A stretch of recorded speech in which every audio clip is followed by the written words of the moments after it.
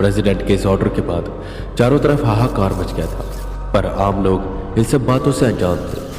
वो अक्सर ऐसी बातों से अनजान ही रह जाते हैं, और अगर कहीं कोई बात पब्लिक हो जाती है तो उसे कॉन्स्पिरेसी थ्योरीज कहकर या किसी मूवी का शूट कहकर टाल दिया जाता है। जैसे जब वो 100 माइल्स का द्वार खुला था, तब कुछ क्लिप्स वायरल गई थी, जिसे आम लोगों में हड़दंग मच गया था। पर ऑफिसर्स की तरफ से ये स्टेटमेंट आई कि किसी मूवी का सीन है जो लीक हो गया और किसी तरह इस बात को दफनाया गया। और ऐसे कितनी सारी हिडन फाइल्स थी जो हम लोगों की नज़रों से छुपी रहती है, और ऐसी एक फाइल में दबा था ये ऑर्डर। पर कुछ चीज़ें ऐसी थी जो आम लोग भी महसूस कर पा रहे थे, जैसे अचानक से पुलिस का एक्शन मोड पर आना। जहाँ पर कंस्ट्रक्शन हो रही है वहाँ पर काले सूट वाले आदमियों का ज़्यादा दिखाई देना, जो कुछ मशीन लेकर चेक कर रहे होते हैं। इसी के साथ साथ हर जगह नाकाबंदी। देवा की तलाश चल रही थी। उसे ढूंढने के लिए पुलिस तो क्या, सीबीआई, डिटेक्टिव्स, आर्मी सब लगी हुई थी। यहाँ तक कि फॉरेस्ट ऑफिसर्स भी जंगल में घुस कर देवा को यानी कि संदीप को ढूंढ रहे थे। और जैसा कि प्रेसिडेंट ने ऑर्डर दिया था कि जहां भी संदीप दिखाई दे उसे मार दो। पर वहीं दूसरी तरफ इन सब बातों से अनजान देवा अपने अगले शिकार की तलाश में था, यानी कि अगला असुर। इस धरती के अलग अलग कोनों में अलग अलग जगहों पर असुर पाए जाते हैं, जहां पर उनका स्थान तय है। या तो वहां पर रहते हैं या तो उन्हें वहां पर कैद किया गया होता है। और देवा को एक ऐसे ताकतवर जीव की तलाश थी जिसकी शक्तियों से वो और भी ज्यादा ताकतवर हो सके। और ये जीव पाया जाता था बर्फीले पहाड़ियों में। वो असुर भी है और असुर नहीं भी। वो ऐसा जीव है जिसे लोगों ने कई बार देखा, कई बार उसके होने के तथ्य मिले, पर कई बार बस उसे कॉन्स्पिरेसी थ्योरी कहकर टाल दिया गया। और ये कोई और नहीं बल्कि यति है। यति बर्फीले पहाड़ों में पाए जाने वाला एक जीव जो कि काफी लंबा होता है, बालों से ढका होता है और काफी ताकतवर होता है। हिमालय पर या माउंट एवरेस्ट पर जब भी कोई चढ़ाई करने जाता है उसे या तो यति जैसे दिखने वाली कोई परछाई दिखाई देती है या तो यति के फुटप्रिंट्स। यति के होने के प्रूफ काफी जगह पर मौजूद है। और ऐसी जगह पर देवा, जिसने अपना पूरा नाम बदल दिया था और उसने अपना असली नाम आगे लाया था, दुष्यंत। ये नाम उसे उसके गुरु ने दिया था। दुष्यंत नेपाल के पोखरा के इंटरनेशनल म्यूजियम में घूम रहा था। वहां पर यति के स्पोर्ट करने के कई किस्से लिखे हुए थे, पैरों के निशान के चित्र, उसकी हल्की सी दिखी छवि के चित्र। वहां पर सब कुछ था। उसे वो देख रहा था, उस पर स्टडी कर रहा था। वो म्यूजियम से बाहर निकलने वाला था कि तभी वहां के एक लोकल शॉप वेंडर ने उसे बुलाया। बाबूजी, इतनी दूर तक आए हैं, कुछ यादगार तो लेते जाइए। दुष्यंत पलटा। दुष्यंत उस दुकान में आया तो अलग अलग तरह के हाथ से बनी चीजें थी, जैसे पत्थर से बना हाथी, गैंडा, कपड़ों से बने जानवर। और उसी में दुष्यंत को दिखा ऊन से बना यति।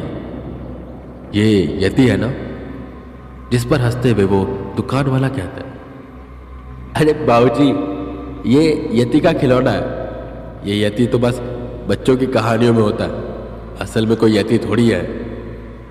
दुष्यंत उसे घूर कर देखता है और रूखे से लहजे में कहता है, तुम अपना काम करो और इसे पैक कर दो।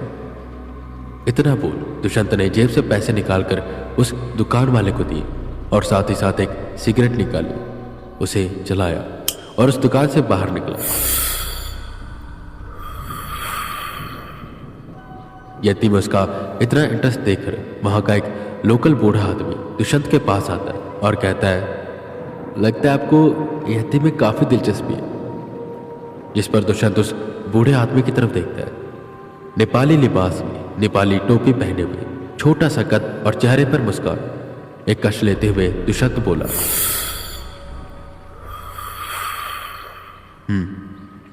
मुझे जानना है कि यति कहां पर मिलेगा। मैं उसे एक बार देखना चाहता हूं। जिस पर वो बूढ़ा शख्स वहीं से दिखती एक चोटी की तरफ इशारा करता है और कहता है, देखो, वो जो तुम्हें ऐसे पहाड़ की चोटी दिखाई दे रही है ना, जो पूरी बर्फ से ढकी है, वो है फिश टेल और उसके बगल में है अन्नपूर्णा। इन पहाड़ों की चोटियों पर वो यति देखने को नहीं मिलेगा, बहुत मुश्किल है। तुम्हें इसके लिए हिमालय की तरफ जाना पड़ेगा। वहां यति देखा गया, और एक बार नहीं बहुत बार। मैं भी जब जवान था मुस्तांग गया था घूमने, और ऐसे ही आगे बेस कैंप की तरफ गया था। मुझे यति तो नहीं दिखा, पर हाँ उसके पैरों के निशान जरूर दिखाई दिए। बहुत लोगों ने देखा उसे, पर लोग कहते कि वो कहानियां हैं। अब देखो, तुम मुस्तांग घूमने जाओ और वहां से आगे बेस कैंप तक जरूर जाना। यति का तो पता नहीं, पर उसके पैरों के निशान हो सकता है तुम्हें दिख जाए। दुष्यंत मुस्कुराया और धन्यवाद बोलकर आगे की ओर बढ़ गया। बिना देरी किए दुष्यंत ने सीधा पोखरा से एक लैंड क्रूजर बुक की और निकल पड़ा मुस्तांग की ओर। उसके दिमाग में बस यही चल रहा था कि उसे यति का सर चाहिए और उसकी ताकत, क्योंकि यह कहा जाता था कि यति बहुत ही ज्यादा ताकतवर है और उसके अंदर बहुत सी मिथिकल पावर भी है। पर इसके साथ साथ एक और चीज थी कि यति का सामना कर पाना बहुत ही मुश्किल काम है। वहीं नेपाल के ऑफिसर्स ने दुष्यंत या कहीं संदीप को देख लिया था। उन्होंने तुरंत इन्फॉर्मेशन WWH में भेजी और WWH ने अपनी टीम को वहां भेजा, और पूछताछ से यह पता चला कि वो यति के बारे में जानकारी ले रहा था। और WWH के जो खास एजेंट्स वहां पर आए थे, उन्हें वो बूढ़ा शख्स भी मिला, जिसे फोटो दिखाकर उन्होंने संदीप के बारे में पूछा। उस बूढ़े शख्स ने बताया कि ये जो शख्स है संदीप या कहे दुष्यंत, यति को देखना चाहता है, इसलिए वो मुस्तांग से माउंट एवरेस्ट के बेस कैंप की तरफ जाएगा। पर जहां तक यति का कहा जाता है तो वह ज्यादातर हिमालय की पहाड़ियों पर देखा गया, तो हो सकता है कि वो वहां पर जाए। पर जहां तक वो बूढ़ा शख्स कह रहा था कि वो जा नहीं पाएगा, क्योंकि जो यति है वो बर्फीले पहाड़ों की चोटियों पर रहता है और ऐसी जगह छुपता है जहां पर इंसान नहीं जा सकते। पर WWH के ऑफिसर्स जानते थे वो देवा है, वो कुछ भी कर सकता है, वो कोई आम इंसान नहीं है। बिना देरी के वो सब निकले और उन्हीं के साथ सीनियर गोस्ट हंटर RK भी थे। 4 काली SUV तेजी से मुस्तांग की ओर बढ़ रही थी। देखते ही देखते रात हो गई। वो सब मुस्तांग के उस स्पॉट पर पहुंचते जहां पर टैक्सी मिलती थी और जहां टैक्सी आकर खड़ी भी होती थी। एजेंट RK उतरते और उन टैक्सी वालों से पूछताछ करते।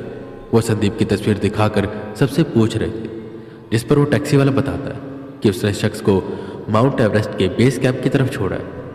जिस पर बिना देरी के वो सब निकल जाते हैं उस बेस कैंप की ओर। सर, हम जा तो रहे हैं, पर हम ऊपर चढ़ाई कैसे करेंगे? रात हो रही है और रात में तो ठंड भी यहां पर बहुत ज्यादा होगी, एक गोस्ट हंटर ने पूछा। जिस पर एजेंट RK मुस्कुराए और बोले, तुम उसकी चिंता मत करो, आज की रात मौसम खराब है। सुबह होते ही हम हेलीकॉप्टर लेकर जाएंगे और एक एक कोना छान मारेंगे, ढूंढेंगे उसे, और जैसे वो दिखेगा उससे कोई बात नहीं, सीधा फायर। और वो ऐसी जगह मरेगा जहां पर उसे जल्दी से गर्भधारित महिला क्या कोई इंसान तक नहीं मिलेगा, उसकी आत्मा भटकती रहेगी। खैर, यहां पर मुझे कुत्ते जरूर दिखाई दे रहे हैं, तो हो सकता है कि उसकी आत्मा किसी गर्भधारित फीमेल डॉग के अंदर चली जाए और वो प्यारा सा पप्पी बनकर बाहर निकले, कुछ भी हो सकता है। खैर, जोक्स पार्ट, हमारा मिशन उसे मारना, और हम बिना उसे मारे यहां से जाएंगे नहीं। वहीं दूसरी तरफ इन सब बातों से बेखबर वेदा कोमा में थे।